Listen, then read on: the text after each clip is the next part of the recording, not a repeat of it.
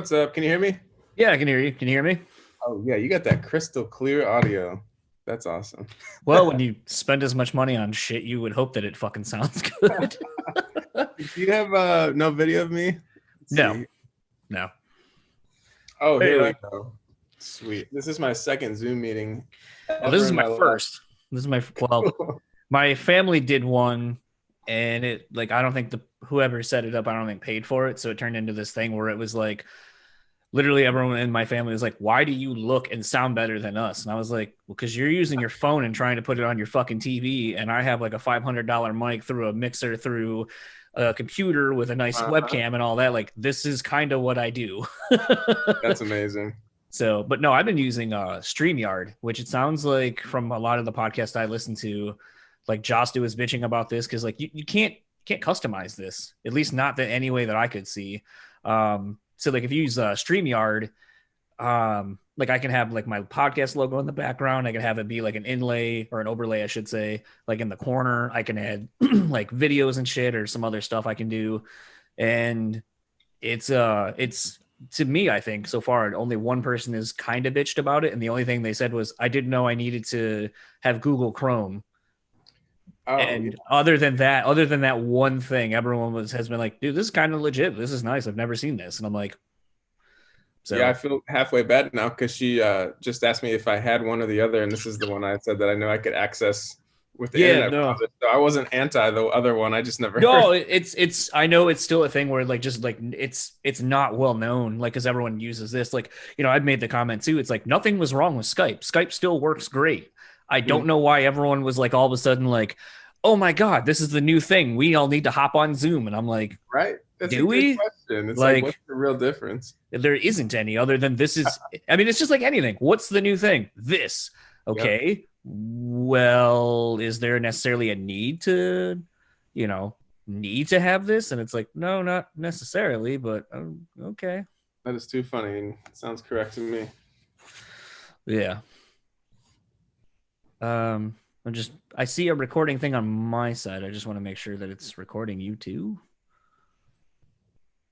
So how do you, I don't know if we already started and this is boring for people, but how do you record this? This I don't know. That's why I'm like figuring this all out. Like I'm like, is it because like I said, I see it's recording on my side, but I don't see the same icon next to yours. So I don't know if I had it set up to where it's going to separate our tracks anyway. So per how Skype works, the software I use, like that's what it does is it'll separate it into two audio tracks so I can, level them out or whatever if I want. The other app that I use, StreamYard, it will record the video and the audio, and then I just download those separate files and then go from there. It depends on how lazy you want to be, because the one thing that sort of sucks is like, at least for StreamYard, you can't separate your track and mine. It's just all on one.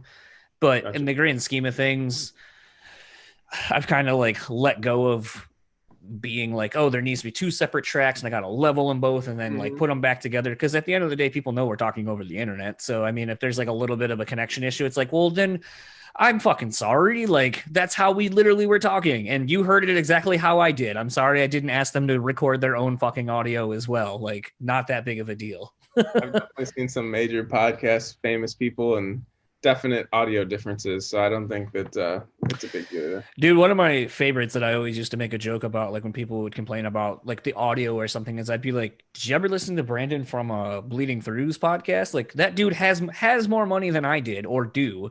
And I was like, and that dude sounded like he put his like microphone on like voice note and then put it like halfway across the room in an abandoned warehouse and then interviewed somebody. And I was like, and that dude had the money to buy nice microphones or something. So like, yep. If people listen to that and no one complained about that, then you need to shut the fuck up. Really? I was going to kind of just keep this really loose because I know like you've been redoing or restarting another podcast with the Art of the Breakdown podcast, which is still in your infinite mind feed, which, I'm going to kind of start there just because I think this is interesting. A lot of people have podcasts and some people will branch off and do other things. Like more kind of at people at your level, I would say, like you see Josta's got like, I think 3 different fucking podcasts now. Mm-hmm.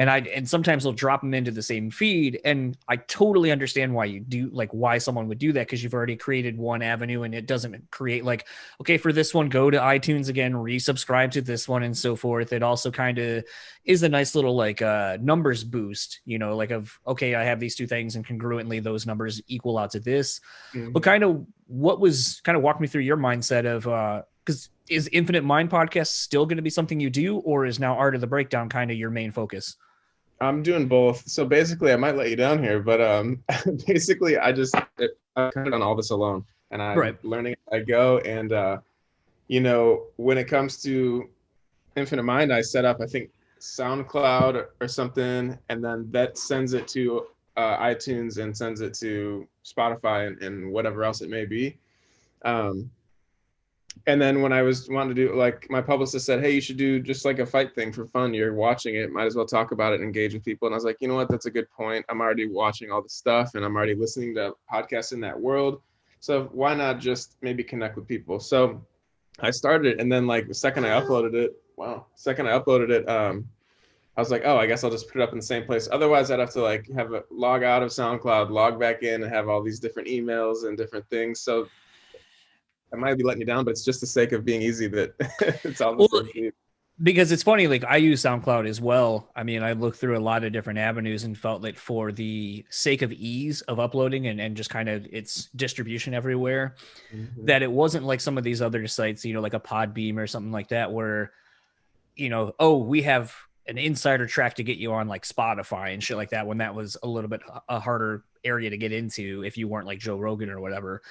But now that it's like kind of level across the playing field, it was just one of those where it's like you see a lot of people who are kind of like, well, you should separate things, you know, because it starts turning into this like whole like IP kind of thing. It's like, okay, like kind of should separate these things so you're not kind of murkying up your stuff. But then sometimes I'm like, yeah, but like if you've already built a fan base or you have a fan base for your one thing, why wouldn't you kind of want to get it right to them anyway? Because they're kind of who you're catering to anyway. So it's just one of those that in this, it's interesting to kind of talk to some other creative people who are doing this and kind of figure out like, why are they choosing to do something versus, you know, other ways.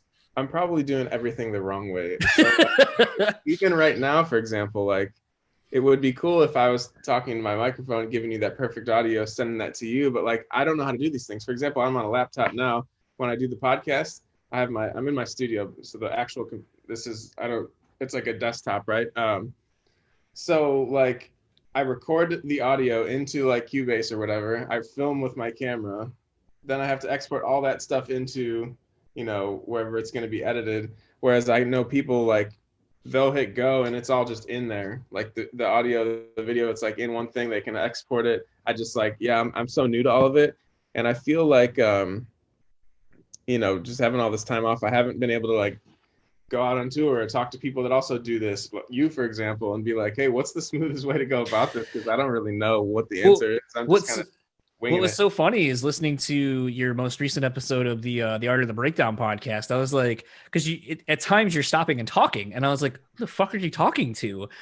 And like, I was like, it almost seems like this is a live stream, but I don't think it is. And then I happened to go look on YouTube and see that essentially it was, you were replying to or responding to, you know, people that were commenting and so forth. And I was like, oh, so he's kind of doing like what I know other people to do, which is that's kind of your main source. And then you drop the audio into a feed.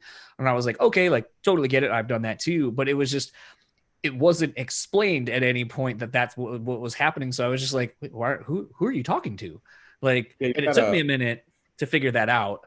I've got a lot of improvements to go. I think like even like an intro with like some music or something, like there's so many ways I can upgrade. I'm just so new into it. Yeah. And also like I'm in the studio like 9 to 5. It's kind of my thing, basically. I'll kind of start on that. But you know, a lot of musicians were blessed to do what we do, and they come home and I notice that they'll be like, maybe I'll write this day, maybe I won't write this day. And it's cool that we have the freedom to make that schedule be what we want it to be. But for me, like my favorite part is the writing stuff. And so for me, like when my wife goes to work 9 to 5-ish, roughly, I just treat this as my work day in music. And I also think that, you know, some people work amazing at night, but for me, like I think the brain's like a muscle. It's like I'm fresh, my ears are fresh, my mind is fresh in the morning, and that's just me. So there's different people, but so 9 to 5 is kind of my zone of music. And so the podcasting thing is something I'm new at and enjoy doing. but it's kind of in my time that my spare time, you know what I mean? So it's not like a first priority. And so when it comes to solving XYZ issue or making this feel more natural to the viewer, or better intro, like just making it more professional, that's like, I need to just really honestly just say I'm not doing music for a week or two, and I'm going to focus on cleaning this up and do that. But you know, at the moment, it's just kind of my second priority when it comes to when I'm in the studio or whatever. It's interesting that you say, that you are treating kind of creating music like a 9 to 5. I know, the interesting thing listening to a lot of different podcasters and even talking to, a lot of musicians and a lot of people who are kind of in your boat where it's like you have the home studio and the home setup and so forth.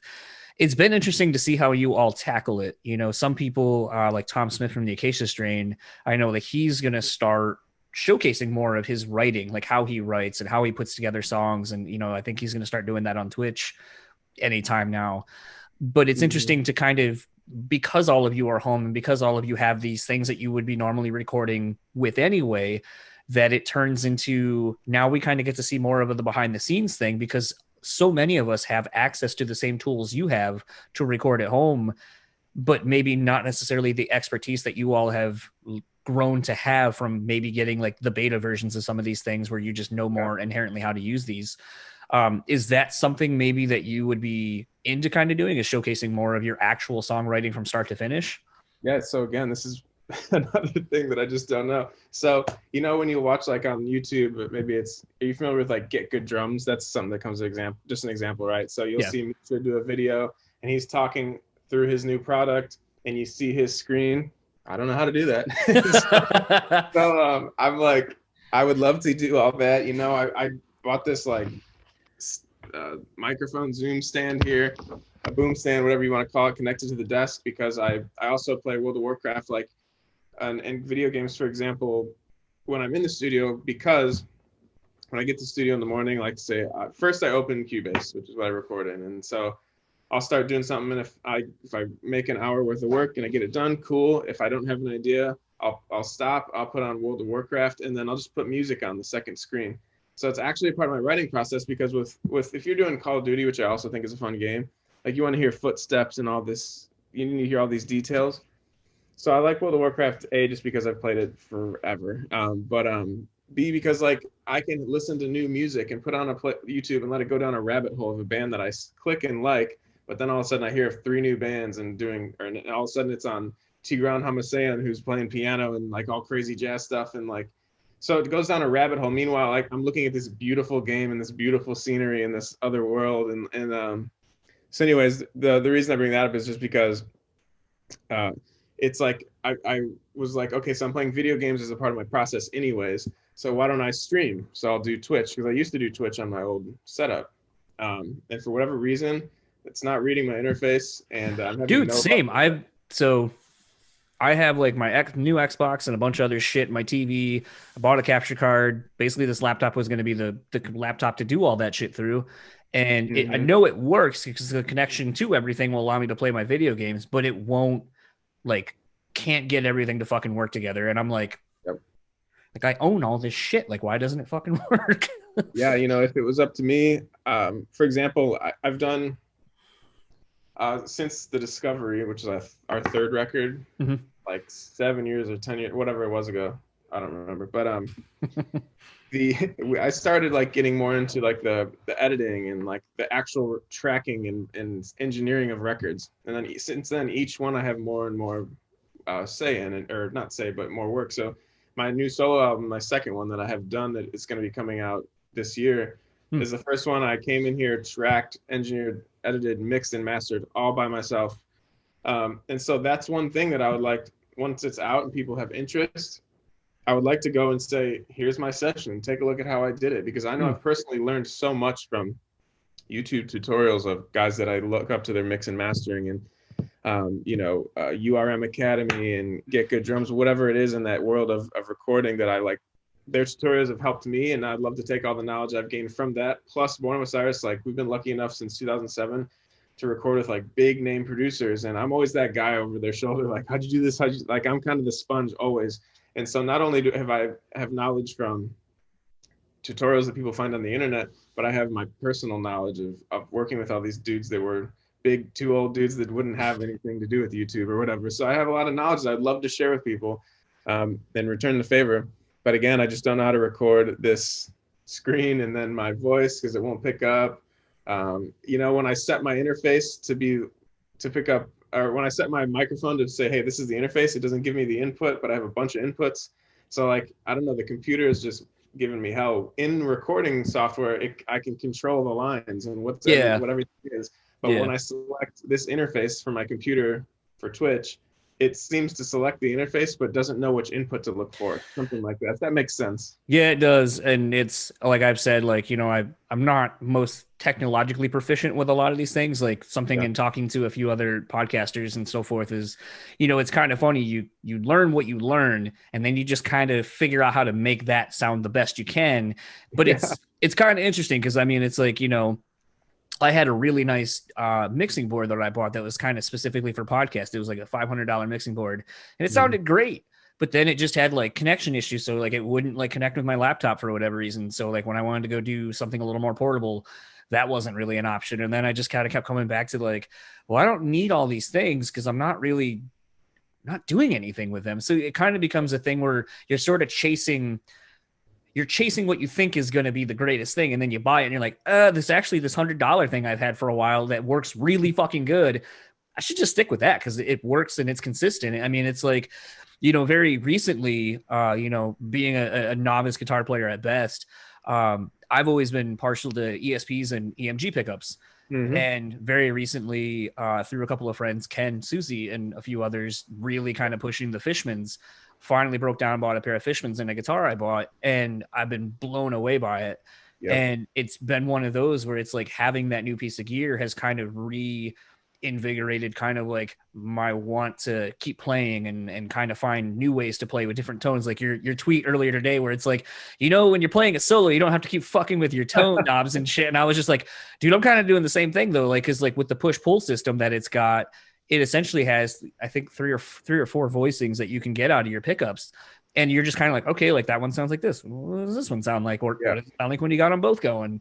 And then, I recently switched from like what I call like a poor man, like a hobo Kemper, which was like the old Line 6, like the Helix. No, it wasn't. It was like pre that even. It was like the Spider. HP.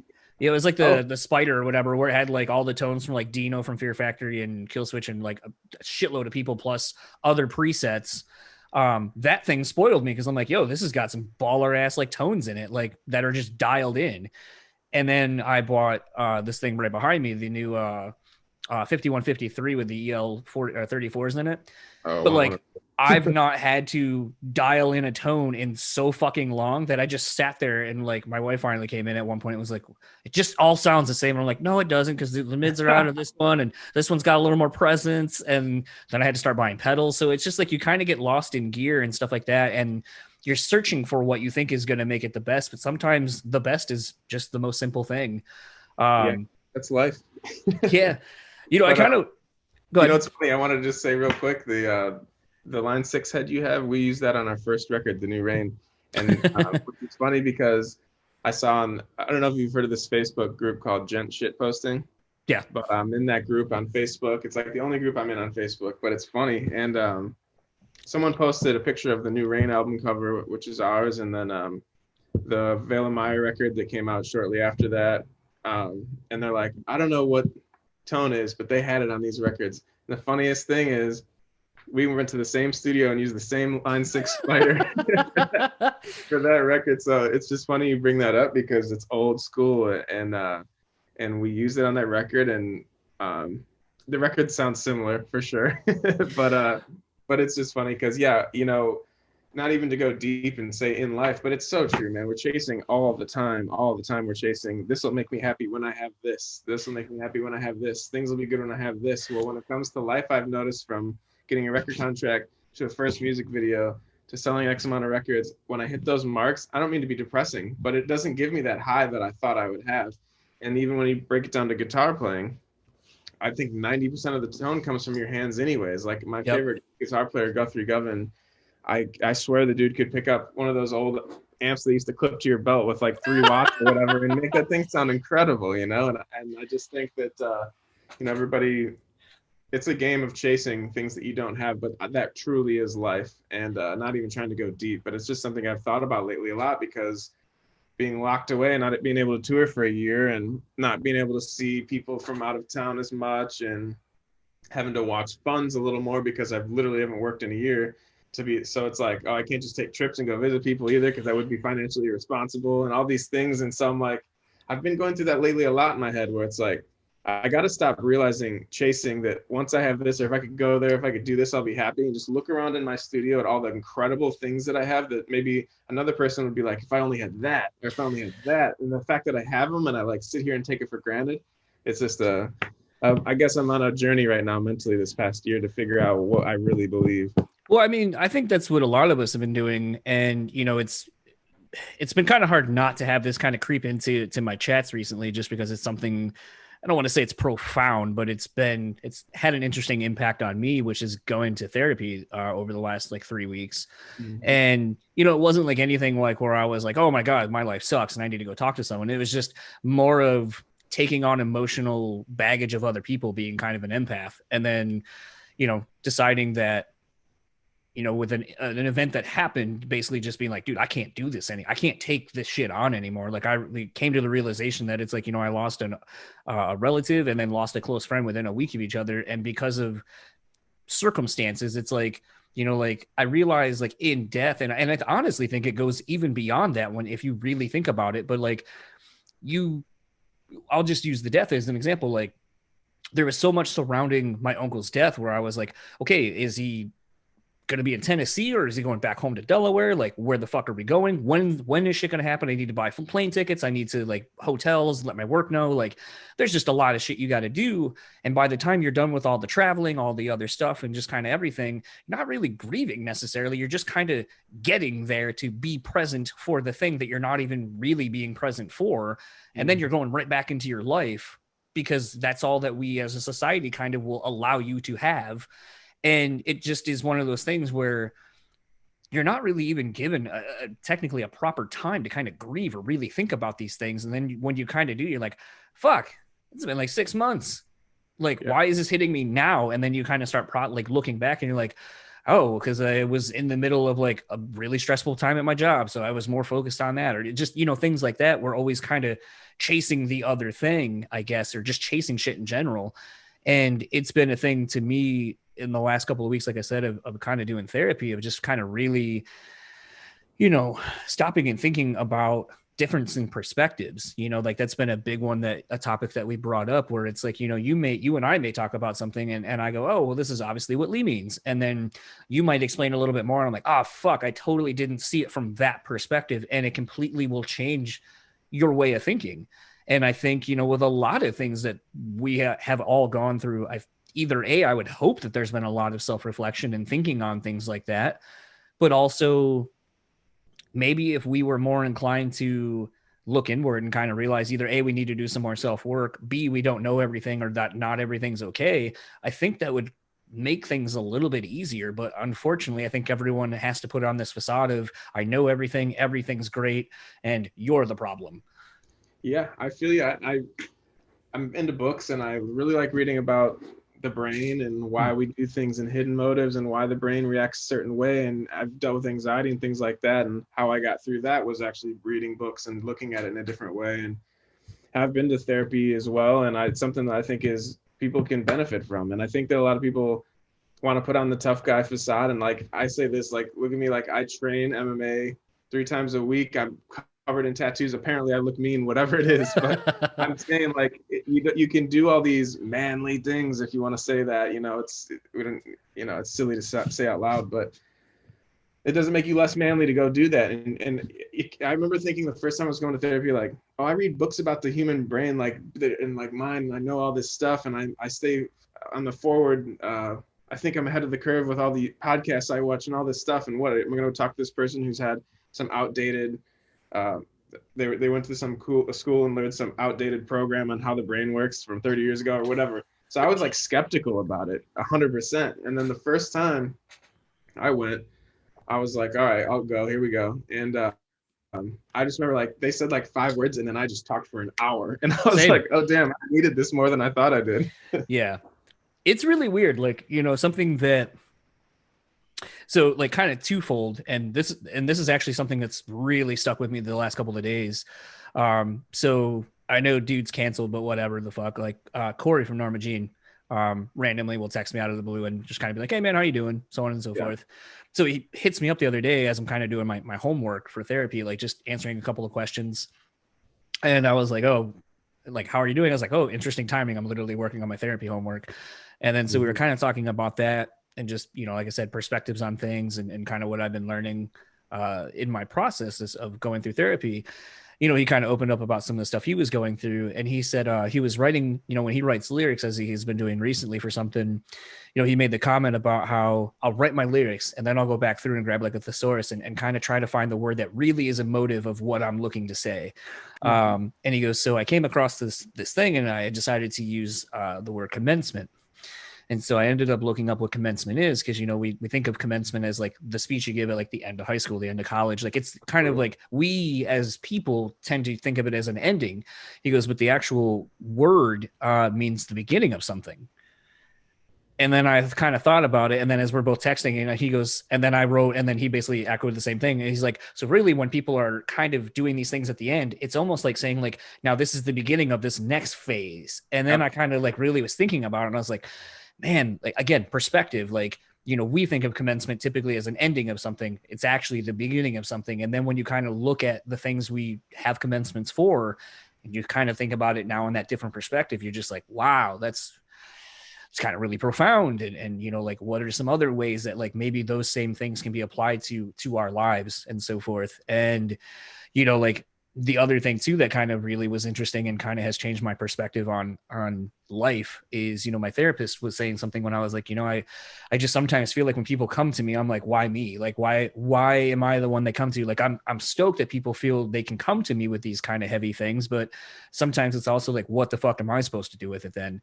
And so something my therapist had said was, well, maybe you were the third or fourth person that this person reached out to. You don't know that, but because we're so rooted in our own world, we assume that it's happening to us. Why me? Why did they reach out to me? And it's like, well, there could have been a few other people and you were the last one on the road to, you know, finding clarity or peace or whatever. And I was like, son of a bitch. And I was like, that's pretty profound too. Like it's Absolutely. Just kind of weird how like those kind of things happen. And like you said, you'll talk for like 45 minutes and then they just say that one thing and you're like, oh, well, motherfuck me, man. Like it's so obvious. I was in Australia, and I'm only on my phone because I'm looking for a quote for you. But I was in Australia and just kind of had like a end of a long touring year and kind of had like a breakdown. I was like, I missed home, whatever. And I found myself caring about just way too many things, like every little detail. I would go up to my tour manager and be like, why is that there? Why isn't it there? Why does this look like this and this? And I was just like, I'm just stressing myself out about shit that just does not matter. So I was in all these airports this summer because it was all like traveling through other countries for Europe for my first solo tour and Australia for Boo. And I kept seeing this book, Subtle Art of Not Giving a Fuck. And I kept seeing it. I was like, okay, you're just trying to pull people in with the F word. Cool, I get it. It looked tacky to me. I was like, fuck this, you know, whatever. And then I was like, one day I'm like, it's right there. Which, by the way, I think a book is like the best thing you can gift yourself or someone else. It costs about $8, $10, which is as much as a drink. And I love a drink too. But one less, there you go. There you go. One less drink, you got yourself a book and a bottle of wine or whatever. So anyways, I caved and I bought this book and it was incredible. And I think he was trying to catch people's attention with the F word, just like that Ty Lopez dude was catching everyone's attention for 67 steps with being cool cars and women, whatever. We catch people's attention however we need to. But it was the first thing of like, I need to just reevaluate what really matters and what I really care about. And the thing that was profound in that book to me was, and again, it's not a depressing thing to say, but life is just suffering. Truly, it is. Like the second you're born, you're dying. Like it is what it is, and it doesn't have to be depressing. So instead of defining ourselves as what we care about or what this, I'll be happy when I have this. I'll be happy when I have this. It's like, what is worth suffering for? And because you're gonna suffer no matter what. Find the things that are worth suffering for, and it'll suck a little bit less. And I thought that was pretty profound. And he posted today, because he said something about I thought it was about me or whatever, and he posted like winning arguments on the internet, or things we should give fewer fucks about. Winning arguments on the internet because you're usually wrong. The latest big thing on the news, it's usually wrong. People's assumptions about you, they're usually wrong. So yeah, I think I've been there too, like thinking you said you could have been the third or fourth person. So it's not that you're a selfish person, but like sometimes we look at things as if we are the center of the universe. And I think if anyone asked you, do you think you're the center of the universe? We already know the answer is no, you're not that person. But it's almost how humans act, because we almost think that this life is our movie and we're kind of the star or whatever. Well, I mean, like even kind of talking a twofold kind of point to that is like, I don't know if you played Last of Us. Sounds like you're more maybe of a PC gamer. I have not, no. Okay. So without really spoiling anything, in Last of Us 2, which I just finished like probably about a month or so ago, it's essentially a really the kind of overall plot of it is almost kind of, you think you're the hero in your story, however, in somebody else's, you're the fucking villain. Yeah. And it's all about perspective. Mm-hmm. And unless you know what has led two people or you to get to this situation and the outcome that you have chosen based on your experiences, you don't fucking know what the other person did or has come to reach those conclusions. And so I think a lot of people may not take that away from playing the game. Maybe it's because I'm like in my mid-30s. So like I'm playing the game going like, oh, okay, that's definitely, it's kind of almost like a butterfly effect, like from the first game, like something insignificant that you probably didn't think anything about because you're like, fuck it, that's what I got to do, has just a giant fucking massive ripple effect that will later on become something way bigger than you'll ever have any knowledge of. And it's a thing too where, I kind of feel like I feel like we have to kind of be the center of our own universe, because that's sort of what the survivalist mentality is. Like, I have to look out for me. And then maybe you have a little bit more of a pack between a wife, your family or whatever, your close friends. But I think and I have I take this with a grain of salt because I haven't looked any of this up, but I feel like it goes back to kind of your, caveman style instincts where it's like, I have to forage and I have to provide for myself, because after that, like no one fucking will. Mm-hmm. So it's your survival instincts kicking in. I think what you just said has been a huge like topic that becomes a friend of mine over the last few years. So I had terrible anxiety for like 3 years, crippling. And being an entertainer, I guess I was gonna say it's hell. It's really hell on earth. And it would take over my body. Like, those ego risers on stage where people will stand on and we get a few feet higher for a solo, whatever. Like, I couldn't stand on them because it would go like this underneath me, but it wasn't moving at all. Like, it was in my head. Like, I'm telling you, like mentally, physically, I was in a bad shape. And anyways, I'll arrive at the point here because you said evolutionary. So when people get anxiety or when they start struggling with it, which seems to be more and more as time goes on, and that's why I think it might be, if anyone could hear this and it helps them, sweet, because this is what helped me. It was a book. I think it might have been called Dare or something. But anyways, when you have anxiety, you think like, oh my gosh, my brain is turned against me. Like, it's not on my team anymore. It's not on my side. It's just like, this is not how it should be. And so I went and I fought, like one day, like what can I do to get rid of anxiety? And I went and took pills and I went down that road. I got addicted to Xanax for years.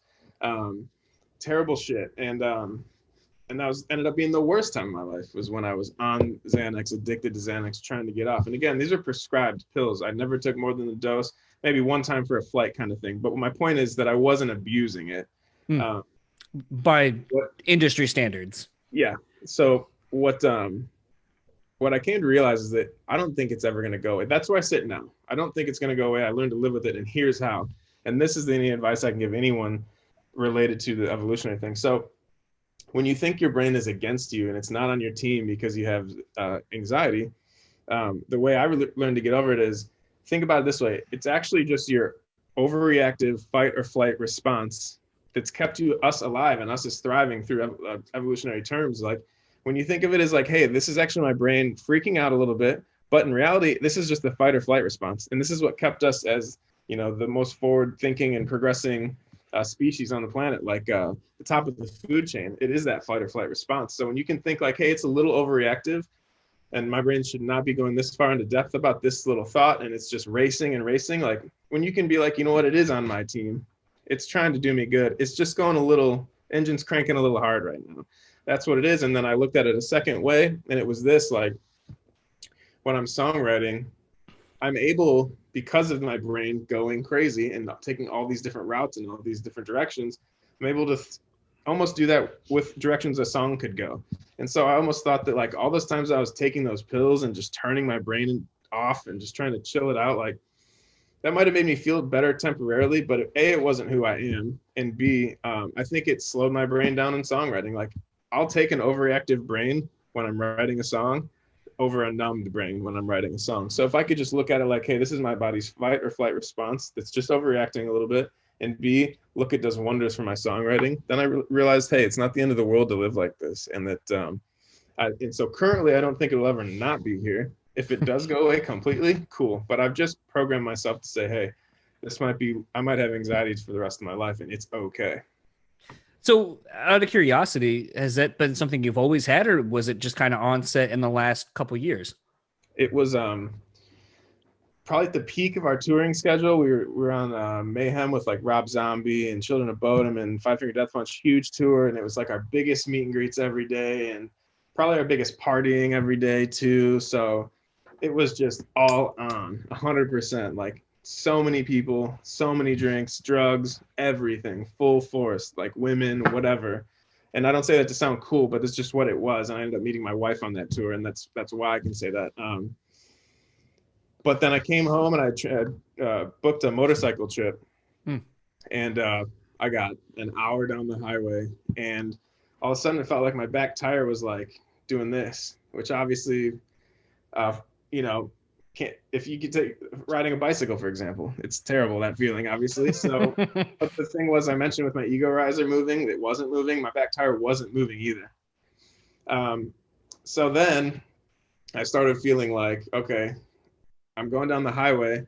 So, you know, when you're on a treadmill, think about this, you're riding, you're on a treadmill, right? So you have forward motion, but like instead of, what it looked like to me was, instead of me moving forward, it felt like I was on a treadmill and everything was passing you.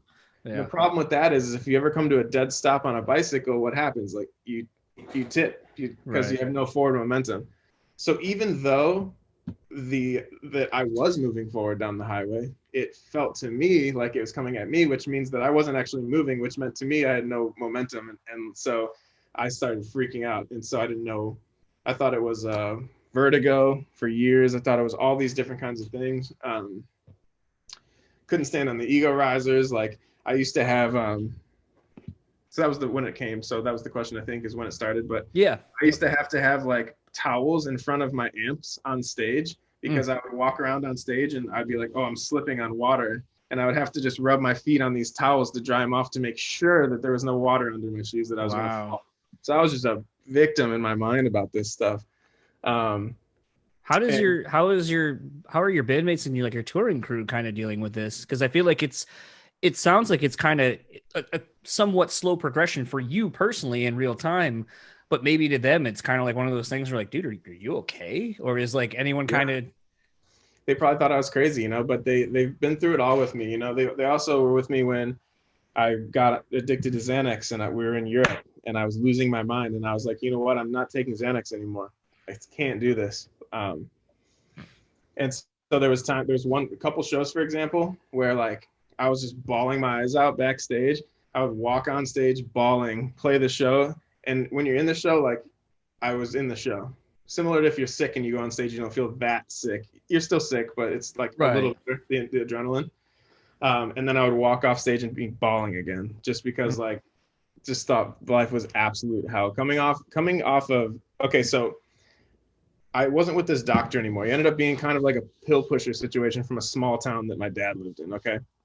So I wasn't able to wean off the Xanax when I wanted to, which you have to, because that stuff can be like heroin, which I've never done. I'm just saying like what I've heard and been told. It's compared to that. So like, you can't just get off of it. Your body can go into shock and all these things. And so, but this doctor ended up dipping. Long story short, he had to he dumped patient forms into a dumpster and got caught. So he fled. So I had no way to get pills to come off of. So I had to quit cold turkey off of a very high dose that most people would say, although it was doctor prescribed, most people would say that's not responsibly prescribed.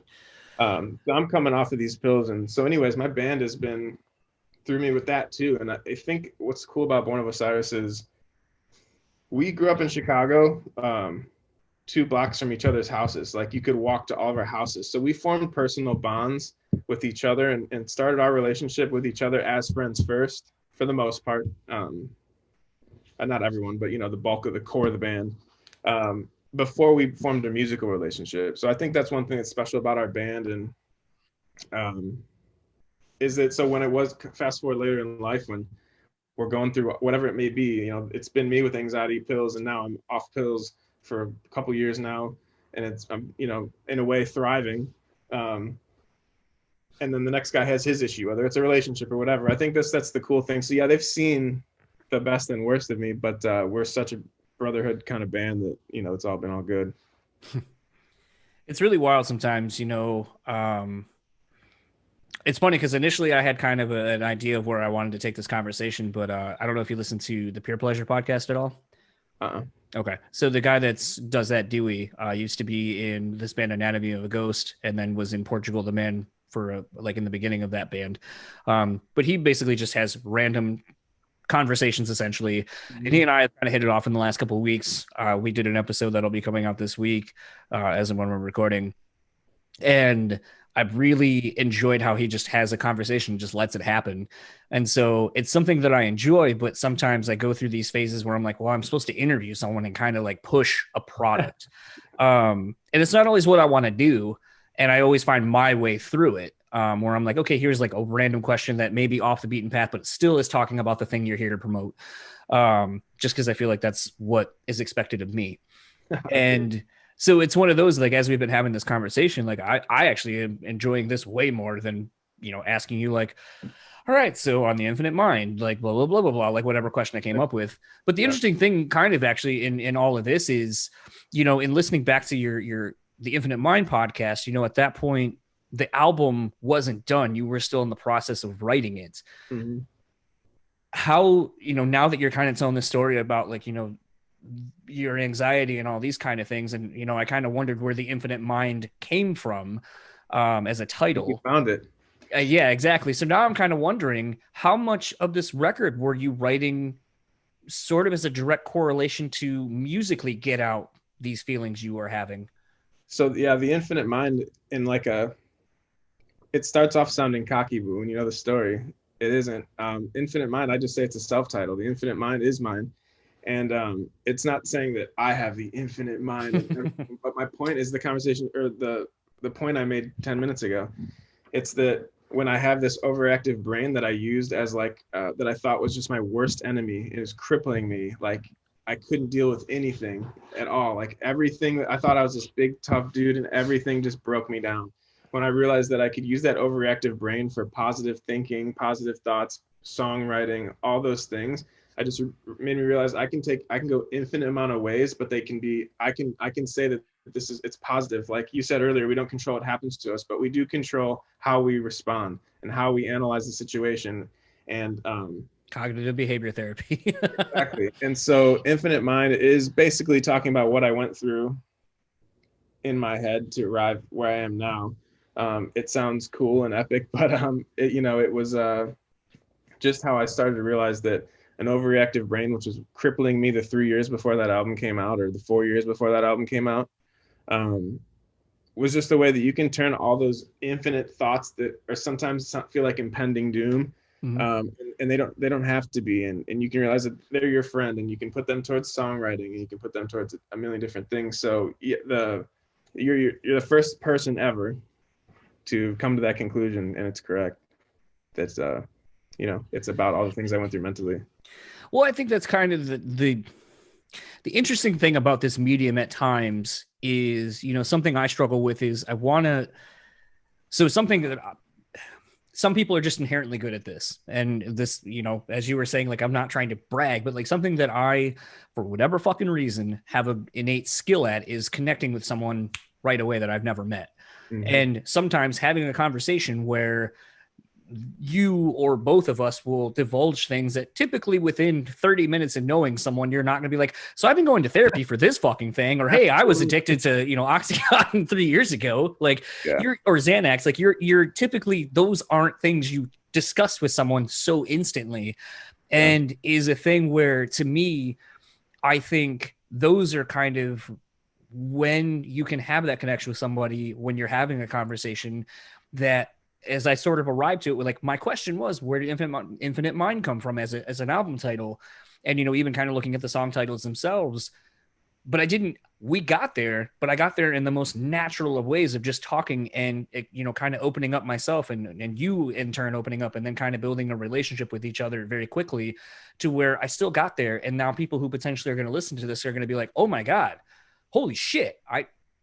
Wow, okay, like this record's been out for over a year. I love these songs. I had no idea that's what it was inspired by. And maybe now they're going to go back through, listen to that record and get something completely different from it that maybe they wouldn't have if I just would have been like, so Infinite Mind, where did it come from? And you're like, oh, well, I was home and I was writing these songs. And like, that's also a correct answer, but there's more to it than that. Wouldn't have gotten that answer because nobody else has. You're right. On that note, like, I'll say I wrote a song about this today, and my wife will be like, for Boo or for this, and I'll be like, for my solo stuff, which there's no words. Or if I can say to somebody else, for example, I have a song on my upcoming record that I wrote about my wife, right? Life or wife? I'm sorry. Wife, my wife, cheesy, whatever. But basically, I wrote a song, and they're like, "How do you write a song about somebody with no words?" And so that to me is just, it's simple to me, but like I always thought my guitar playing is, I'm not the absolute fastest on the planet or the absolute whatever at this on the planet, but mine is emotion, and I try to sing with my guitar. So I wrote this song about my wife that's coming on the next record, and I asked her one day, I was like, what is your favorite sound, like in the world, like what's the most beautiful sound you can think of? And she said wind chimes in the morning on someone's house. So I went and I sampled wind chimes, and you can change the pitch of things, and the song starts off with what you think is a keyboard. I mean, it is technically, because I ended up playing on a keyboard by sampling the sound of wind chimes and stuff like that. And so there's so many ways you can write a song about someone, and it doesn't have to have lyrics. And the reason I bring that up is because you said people can go listen to Infinite Mind with a different view now, and you can realize that those are all songs about something, even though you don't have lyrics. Well, I mean, that's like, so two things to that. A question I was going to actually ask you.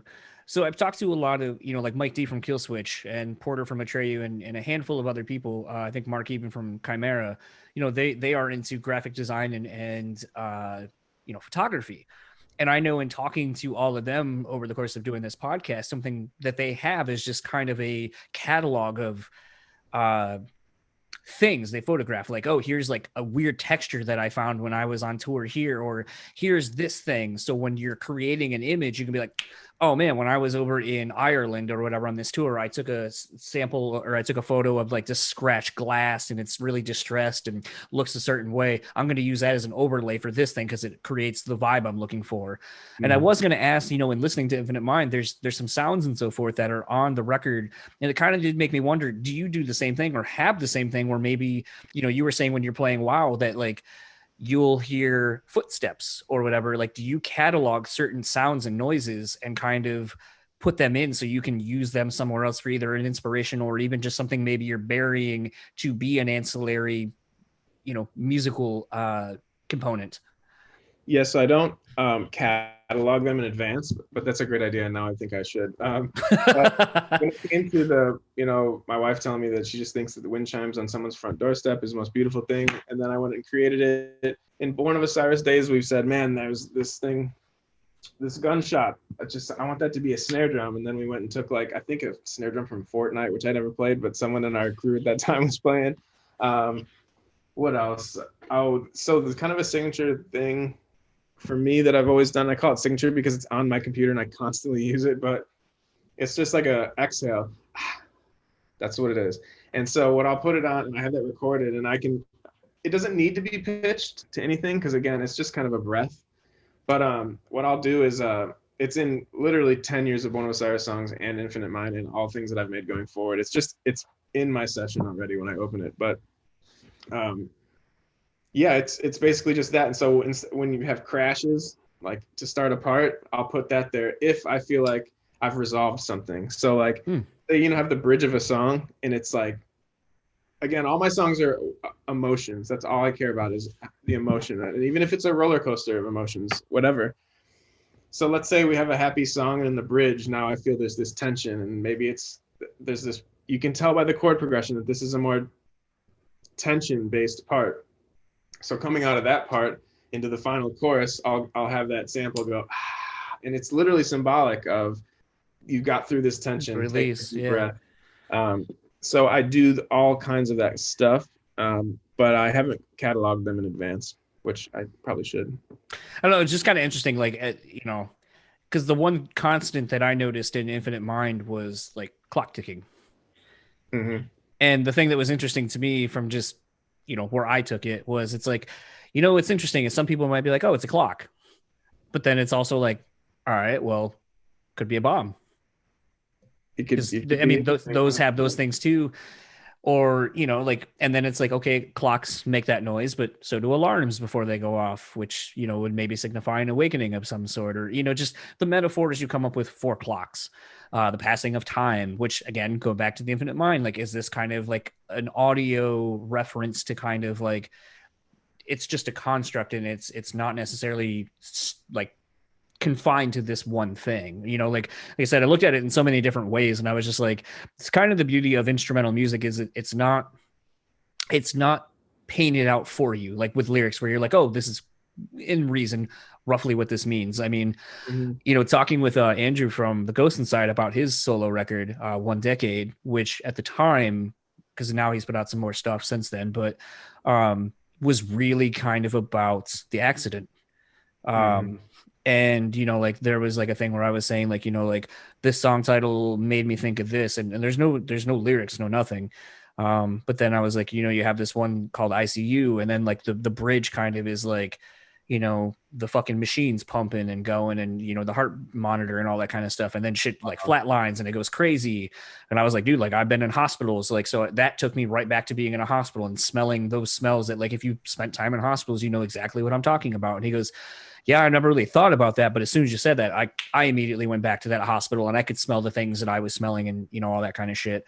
So I think that's kind of the interesting thing about instrumental music. It may not be something that works for everybody, but I think if you're really willing to go into it and kind of let it speak to you, I think it's almost kind of like therapy, where it will give you a different perspective based on how you're going into it. And I think that's kind of the beauty of these kind of albums is, I might listen to it today and I'll get one completely new thing. The next time I listen to it, totally something different. And it doesn't negate any of my other experiences with it. But I think that's kind of the beauty of it when, as you say, as the person creating it, you're just trying to create feeling and a vibe.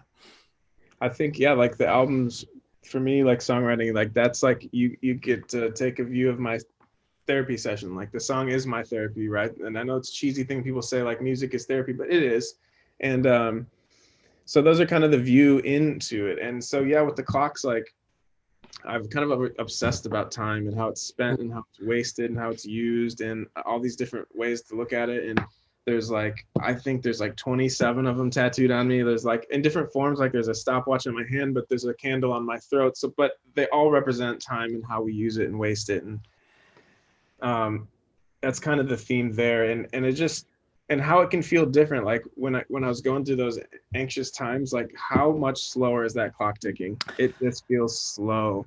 And when you're on top of the world and something's great, it's just fast. And it just, so the whole thing is just fascinated me down to like I'm a watch collector too, and I just like within reason. Obviously, I'm not like loaded rich, but I just top to bottom, I'm fascinated with them. And even like I like looking at the insides and like the movements and stuff. And so as something that became symbolic to me, it just turned into like a weird obsession, and I watched YouTube videos for hours on, and I don't even know what came first really. Like I've always liked the mechanical side of it, being young, to like the inside of a guitar or an amplifier.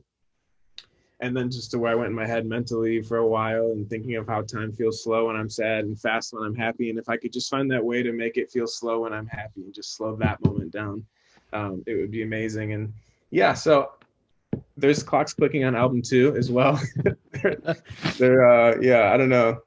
I think it's really cool that you mentioned that it doesn't have to be a clock, because it's been a theme for me, but I never really considered about how it could represent so many different thoughts. And I think it's cool what you said about how we analyze instrumental music. And I think some people, and there's nothing wrong with this, might put songs instrumental together and say, this riff sounds cool after this one. Maybe we combine them at the end for a climax. That's a cool song, and it is a cool song. But you will find people, particularly me, that when you hear that, there is a story within them. And there is, and you can usually, sometimes you can tell by the song title, like, why would it be called that if it didn't mean something and tell some sort of story? You can kind of tell that in my songs sometimes. But I just want to say this. I appreciate you noticing that, because at the end of the day, it's my therapy session. You're listening to it. And someone commented this on my YouTube literally days ago. They said, I can tell you do this for yourself, but I just want you to know I appreciate it. And I don't know how they got that vibe. And I also hate when musicians say, sorry if I'm going on a tangent here. That's the whole point of a podcast, man. But I hate when musicians say, like, I can give a shit less what people think. I do this for me. I don't think that's a good sound. Now, I do these songs because it's my favorite thing to do and it's healthy for me. And I enjoy performing them for you, but I do care that you guys like them. It does hurt my feelings. Like, as much as we'll say, oh, I don't care what people think, if someone says, like, I hate what you did there, like, I'll think about it. And you know it. So yeah, it is for me. It is my therapy session that you can all listen to, but I do want to connect with people through it. You know, I want to be on stage in the room and have people listen to it and enjoy it. I want to see a smile on someone's face in the crowd. So yeah, it is my own journey. They all tell stories that, you know, no one's really came up to me and said that they've noticed like you have, which is fascinating to me. But yeah, I don't know if I told the whole point, but yeah, it's like I do it for myself, and it is needed for me. I can tell by my attitude if I haven't been able to, maybe if I've wrote too many songs for this show I'm working on or this, and I haven't got to do me, I can tell that, like, my wife comes home, she's like, you're thinking about something. Like, well, yeah, I haven't had time to get this idea out, but I need to, but I don't have time because my deadline, whatever. It is just a really healthy part of my life is getting those songs out, because I think a lot of musicians struggle with drugs. I've never done the crazy shit, but I've had my struggles with drugs and stuff. Songwriting to me is the only, like, place that I get, you could say sex too, whatever, but like you get that high, you just feel, oh my God, I'm on top of the world right now, whatever. Songwriting to me is like that. When I finish a song in this room, I'll get up and I'll be pacing around back and forth. As I listen to it out the speakers, I'm just walking back and forth, and my skin's crawling. My skin's crawling right now talking to you about the feeling of finishing a song. It's the best feeling on planet Earth. When you finish something that you're proud of in the studio. And so better than any drug. And so, yeah, that's kind of the journey for me with songwriting. So I have, lose you? Yeah, part of I need it. So I have kind of a weird question, just because, like, so as we were kind of talking about time and clocks and all that kind of stuff, and maybe this is honestly why I focus so heavily on the clock ticking noises and found them throughout the Infinite Mind record. So I would say most of my life, I'm not really concerned with time.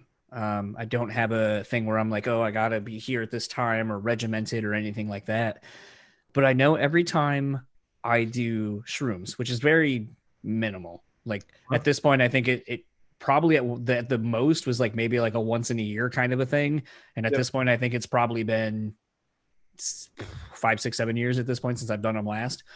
But I know that in the throes of my trip, and I'm never one of those people, like, at any point, whether it be drunk, whether doing shrooms, any of that kind of stuff, I'm always aware of what's happening. And even like, you know, like one time when taking like trying acid for the first time a while, like very recently, which scared the shit out of me, but like I did a smaller dose. But like I'm so aware of like everything that even like when I have a fucked up thought, I'm like, oh, dude, you're totally tripping right now. Like I'm very aware, and I can even recall those moments.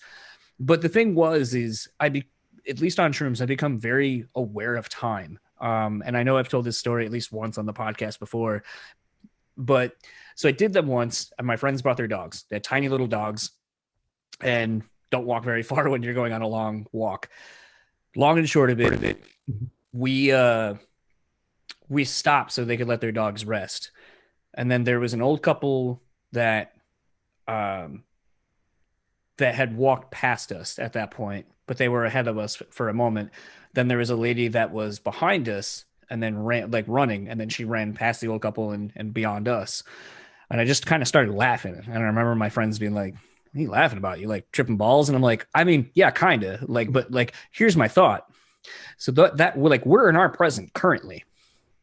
That old couple that just walked by us, they're now in our past. Like they're going where we already were.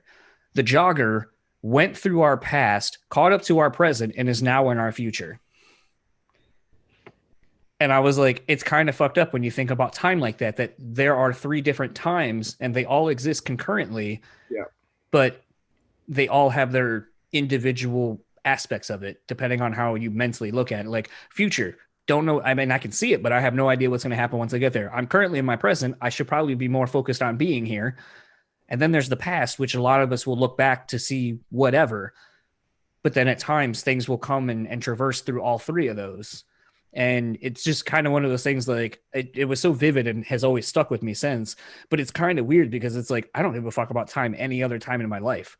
So it's weird that like when I'm in the middle of tripping, like I'm become so acutely aware of it in such a weird like time influx or whatever the fuck at that point, that it's just kind of one of those that it makes me wonder, do you even think, like you kind of did talk about how you think about time, like with watches and you know, literally the mechanics of the pieces and so forth. But do you think about time a lot beyond just even that? Yeah, I think I do. And like just in this past year, I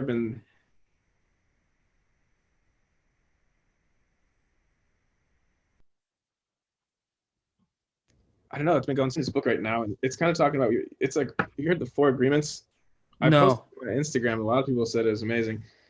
But it basically is just saying that like, we're almost kind of the star in our own movie, and our timeline is what we think is time, and that person's timeline is their timeline, but like, and they run side by side, and it just Donnie Darko. Yeah, and I think there's a show called Fringe. Oh yeah, I remember that. They were able to like hop into the next timeline, change things about it. It's been in a million movies or Quantum whatever. Leap. But yeah, I don't think that anything is like too unbelievable about that stuff.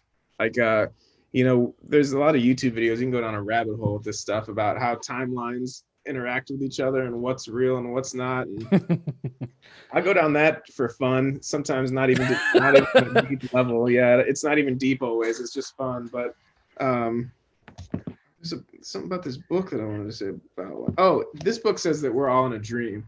It's just our dream.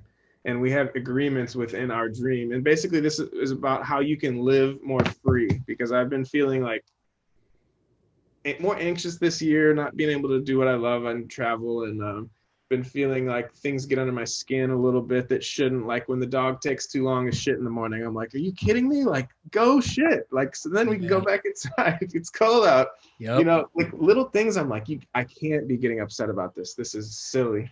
So I got this book, and it's just saying like the agreements are what we think we need to worry about. So for example, like they says, I'm on chapter 2, I'm going to butcher this, but the first 23 pages blew my mind. It was just saying that we come into this world and these agreements are created. We are fed positive and negative feedback by our parents. So you do this, you get good boy, like a dog in a way. Like Pavlovian effects, yeah. The reward of love and affection. And if you do this bad, then it's this. But these agreements have been created by society, even outdated society, when people didn't even think and have near the intelligence that we have nowadays as we evolve as people and we get smarter and we learn things and we're so advanced. But these agreements we came up with so long ago that some of them don't even make sense anymore. Right. So it's like basically saying like, what are the agreements that are important to you? What's worth suffering for, as we talked earlier, and what's not worth suffering for? Because you're going to suffer. So maybe pick the shit that's at least a little less hard to suffer for because you care about it. It's just, I'm trying to like let go of things because I get caught in the middle of, I care so much about music, right? My music. And when it's that, I'll be like, yo, what's up with this? I need to get this song out. We need to put this video out. We need to do this, and this. So I'm stuck in between wondering, when are you caring just right enough to be like, let's push this shit forward? And then when are you caring too much that it's just weighing on you and stressing in your mind? I don't have the answer for that. But yeah, it's made me think all about that. And those are things that come from thinking about time and why does it feel slow today? And why does it feel fast today? So the time thing is just kind of the center place that I kind of branched off from in a million different ways. And I just branched off of you in this direction with it, starting with time. And I went into why am I bothered by X, Y, and Z. So it's kind of this center place that I kind of always end up going back to. And then from my new thoughts, I travel from there, if that makes any sense. No, it does. I mean, even kind of going back to my therapy, like something that they were for sort of the cognitive behavior therapy stuff, you know, they use the analogy of like, here's a cog. What is the center cog on? And almost very much like a watch has the center cog and then all the pieces that move it. But you know, like, it's like, what is the central point that you're focused on that causes these ancillary things that you deem to be problems or whatever that you're working through that then spin the main thing. Mm-hmm. And it was interesting because as I looked at it, I was like, well, I don't have enough to answer all of these cogs, but at least identifying it as such has kind of made me be like, yeah, I guess like your mind sort of is that way. And a lot of problems go that way where it's like, it's not like the one singular thing, it can move, but if there's nothing else to feed it or add to it to allow it to move in a bigger sense, then it won't be as big of a problem. And that was kind of an interesting, again, a shifting of perspective of just like, oh, it kind of needs these other things to manifest into something bigger. And it's kind of identifying those. But I also think in seeing that represented, it also has kind of made me think of a different analogy, which is almost like, I feel like that's a lot of life things. Like if you want to be propelled by something, sometimes like you may be the focal point, but you need like for Born of Osiris or whatever, like maybe you need that spark of something else. So like, or actually we use the example of the what song for your wife. So I want to do something and I want to write a song for my wife. That's the initial cog. Mm-hmm. Wind chimes are like, I'm going to ask this question. What is the thing you love, the sound you love most? Wind chimes. Okay. Now that's kind of another gear we can add. Then it's this, then it's this, then it's this. And then that creates all the cogs to work collectively together to create a whole and move toward a singular purpose or whatever. And so when I kind of have seen that analogy more, like now I've been trying to apply that to a lot of different things because I think it at least allows me to understand that nothing is as singular as it may seem. And again, it's just shifting perspectives. I've been for like 3 years now tempted to just put out a record in what I think is the biggest word, period. And it is perspective. I want it because seriously, it's fucking everything. And that sounds like just saying red is the color red, but it's just everything. It's fucking everything. And I've always wanted to call a record that, but it's cheesy. And I'm sure there's 50,000 songs called Perspective, so I haven't done it. But it just is, it's almost as simple as like to treat people how you want to be treated. Like you hear it, but do you actually apply that every day? It's like when I say that out loud, it's silly because your parents told you that when you're 6 years old. And to this day, in the middle of a heated election, in the middle of all the shit we're going through and judging people because they think differently than we think. And, oh, that means you're a bad person because you don't think how I think. How could you not think how I think? It's fucked up that you don't think how I think. Like when you think about like, okay, that's fine. They think that way. Now treat them how you would want them to treat you, like basic shit. But we don't apply it. We just say it. And when it comes to perspective, me too. I understand that my perspective on a bad situation can make a bad thing a potentially good thing or potentially the thing that thrust me into new forward momentum. But again, I'm guilty too. It's not always easy to say like, oh, if I just have good perspective on everything, then life's good. It would be good, but it's not that easy to do. I just think that we've said it a few times, perspective, man, it is fucking everything. And you can't put enough emphasis on it. As you were just saying, I wanted to call it an album Perspective, but it's probably been done to death or whatever. My mind, because I love a good pun and I love kind of breaking words down, my mind kind of broke the word down to where you would write perspective, and that's the word it makes, but it's per as its own word, then like a hyphen, and then spec, but like instead of like, you know, you could do SPEC and then like I've. So it's really kind of breaking it down like a personal, and I'm a spec, perspective. And you're kind of breaking it down in a completely different way. And I was like, that's kind of horse shit. Like, and I know that doesn't really make a whole lot of sense, so I have to explain this. which wouldn't make for a great album title, because then you'd be like, well, no, like, so it's a 3-part, and it really goes into the whole point of a perspective. But it was just kind of like, even in my own head, I was just like, even if you kind of break down the word perspective in that sort of sense, it actually almost illustrates the point entirely. Like, you are a spec. There's your perspective of it, or your personal side of it. And then I've done these things, again, your own personal thing. So I like that, the spec part too, because I feel like we act like we're the center of the universe. Again, that doesn't make we're selfish people, but it's just the way we think and the way we respond that we think. It's just almost the way we perceive things. But when you realize you're just a speck or smaller in the grand scheme of this earth or the universe, holy shit, now I sound like I'm stoned as hell, but it's real. It's, but just that, like, even that gives you perspective. Yeah. We've done it now, brother. I think we're on Rogan-esque levels right now of not like, oh, have you tried DMT? Have you talked about perspective for like 2 hours on DMT? Funny though. Yeah. It's, that's kind of been what I'm going down lately. Just trying to, keep my mind moving, although nothing around my life is moving. Like, it's funny, if you told me when I was touring, hey, you're about to get a year off where you get to actually sit on that couch that you miss so much, I'd be like, fucking please bring me that couch right now. I don't want to. I would turn down tours because I don't want to go there because the travel time takes too long. How much are we gonna make? Blah blah blah. Now I realize how much I took for granted. I'll fucking go there and lose money, and I'll travel more than I'll play. Let's fucking go. Like, I'm just, it's just been a shell shock situation for me to be like, oh, fuck, what I thought I wanted. Again, we talked about that too.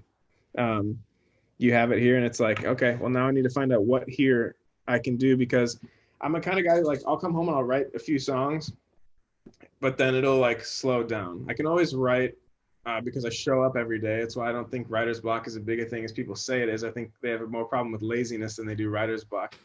I haven't really experienced it a ton because I show up every day. Now, I will have times where I don't do as much or I don't like what I do, but I still end up with more than I started at the beginning of that day, even if no one ever hears it, ever.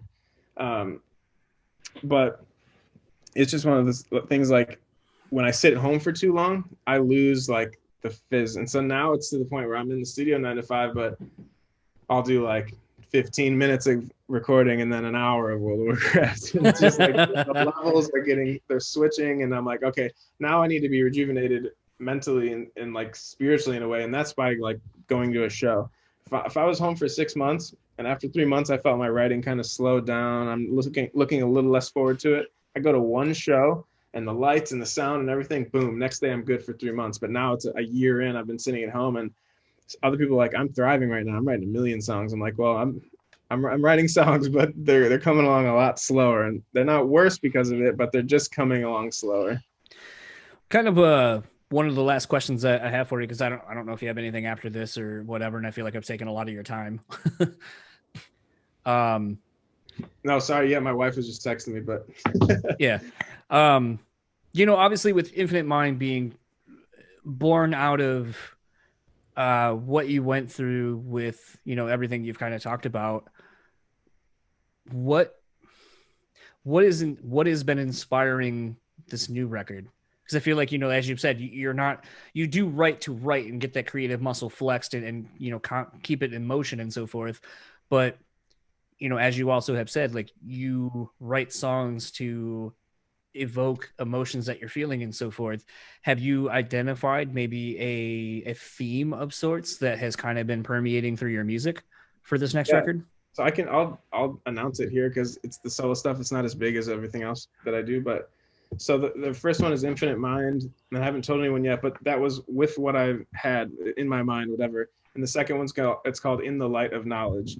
And so basically it's just a continuance of Infinite Mind. So basically everything was going on in my mind, and now with that knowledge that I gained from that experience, in light of that new knowledge, I present this, and that's album 2. So that I'm carrying on the theme, and the album isn't out yet, but that's the title, In the Light of Knowledge. And it just takes off where the last one left off, as far as a journey in my life goes. Yeah, you'll hear the clocks coming back. Like, it's soon. I think all of them are kind of for now, they're kind of just themed in a way. You know, I can't say that in 6 years it'll be that way or 10 years, but at the moment, yeah, this one takes off right where that one left off. Art wise, even they look similar. You know, I was writing for the second record before the first one was even out. So while I think I'm streamlining the songwriting process, and I think it's better, it's not going to be a complete departure from what you heard on the first one. It's not going to sound foreign. But yeah, I hope that answered your question. Yeah, no, it did. I mean, because sometimes with these, I feel like it's very easy to carry over a theme of some sort, whether it's obvious or it's something that you have to, as a listener, or even you as the person making it, have to kind of work at allowing it to be present in the music. So it was one of those where I feel like, you know, maybe the clocks are kind of the continuing theme, or maybe there's even something where you might have borrowed a melody riff from the first record, and if you weren't paying attention, you're not going to notice it on whatever, or, you know, the riff that ended, or the melody that ended the record is actually the first. It's not played the same, but it's like the same key as this record starts with, and just little nuances like that I feel like are a little bit easier to pull off on stuff like this. Yep, the clocks are that so far, but you know, I didn't get a ton of like feedback, and again, this, like I said earlier, this is my thing and I do it for me, but I do want people to enjoy it. So I started the second one and they're there, and that's the tying theme, is you'll hear the clocks. And but I remember making the second record, I'm like, I fucking love these things, but if someone does not enjoy this aspect of it, I don't want to do it everywhere. So I remember that mentality. I was like, oh, because I could put them in every song and love it, but I know that's a little much. But yeah, that's the tying theme sonically. Right now, I'm writing a new Born record, even though our new one's not out yet. COVID back.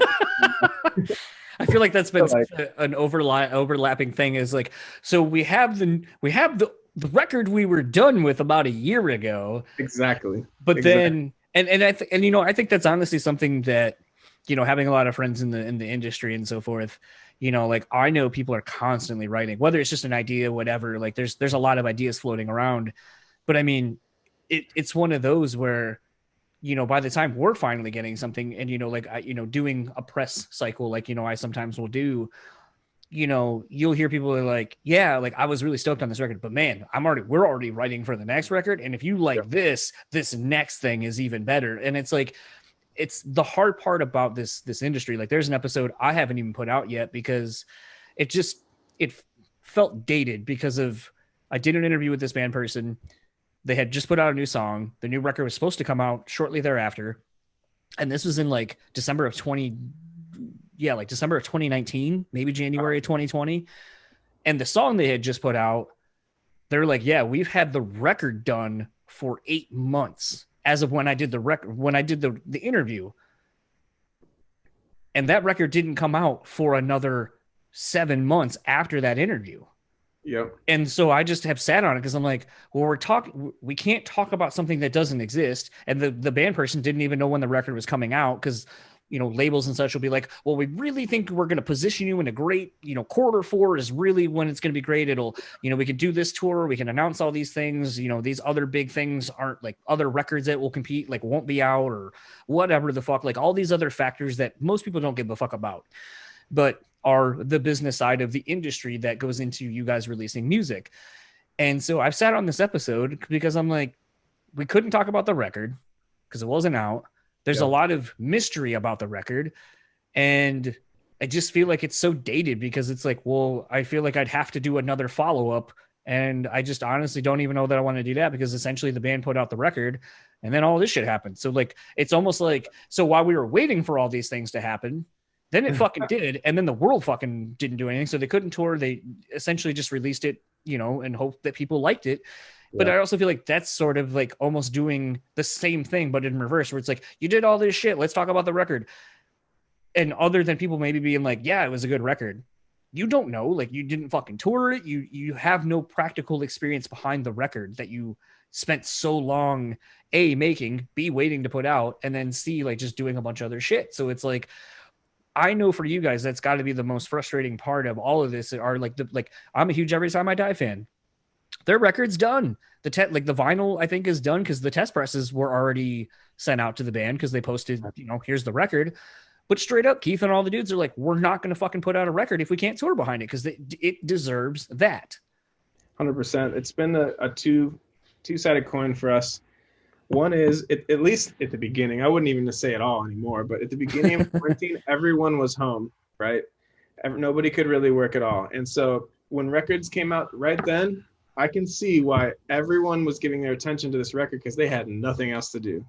But as people start trickling back to work slowly, my mindset, and I had some of my guys were like, no, let's put it out now because people will hear it while they got nothing going on and it'll be a special time in their life. Okay, I get it. There's no wrong here. This is just opinions and perspective. Yeah.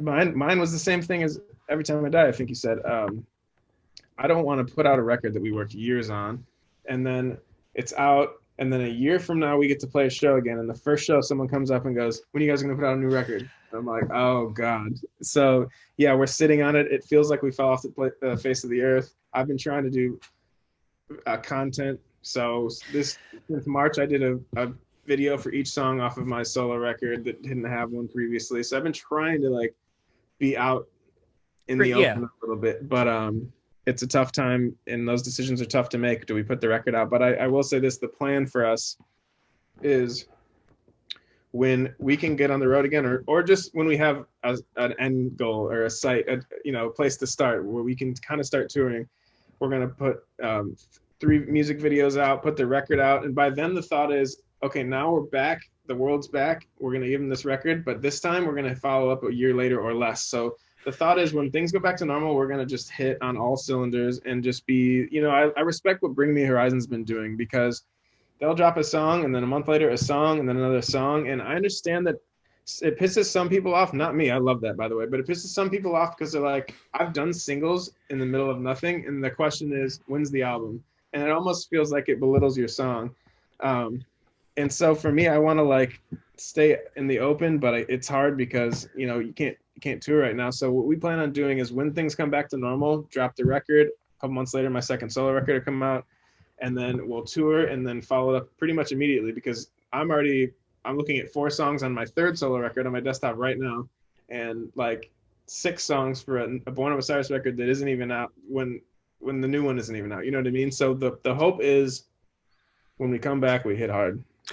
So just because this is something that we have discussed quite a bit on this podcast, and it's funny because the Bring Me example is constantly what I use because they're one of the only bands in the genre that has kind of done it, but you see it more in hip hop, basically the single, maybe an EP, Drake is, as much as people probably hate me talking about Drake, I think you can't understate what Drake has done to the musical landscape because that motherfucker will put out a single, then 3 weeks later he's got another single, then another single, then another single, and then those will all be hits on their own, just very much like Bring Me.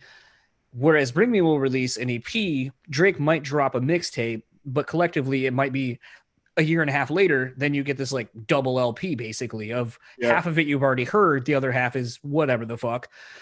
And it's one of those where I don't know where the industry is going because to me, I think Bring Me, at least in the metal community, even though some people would argue they're not metal, whatever, I don't care. That's a completely different topic. But the thing is you can't negate what they're doing. And the fact that they are, like you said, creating content because they're creating music videos for these things. They're making big, merch lines for this song or whatever. They're treating it almost, and Code Orange too, they're treating these things. It's almost like they're not devaluing the single. They're adding more value to it. They're making it a bigger fucking deal, almost like it used to be back in the day where a single was what drove everything.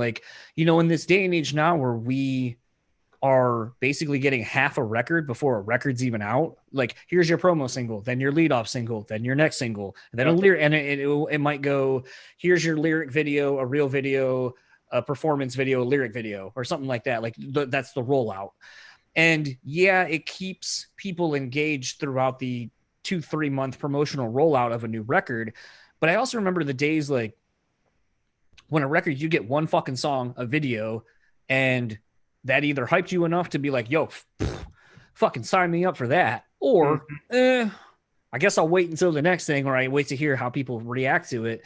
Then I just, like I said, part of it is my age, because like I'm in my mid-30s, so it's like I remember a lot of these things, and I've seen the change in the musical landscape as far as how the business side of things work. Yeah. And I feel like no one's fucking got it figured out. But I feel like you look at Bring Me, and I at least feel like they at least have figured it out in a sense that works for them, because Ollie has straight up been like, you may not like this song. You may not like the EP it comes out on, but you know what? Fuck it. Who cares? We got more music coming out, and you might like that. That's okay. Yeah, and I love that.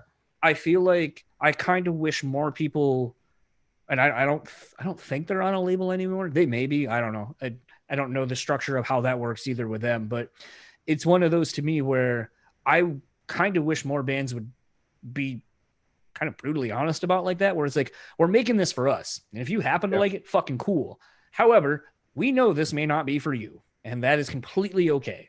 There are the old records. There's some new shit we're working on. Come back when you feel like we did something that is worthy of your attention. And I know that they have earned that by doing what they've done. And I know not every band has that relationship with their fans, and maybe with their label, or from a financial standpoint. I know there's a lot of factors that factor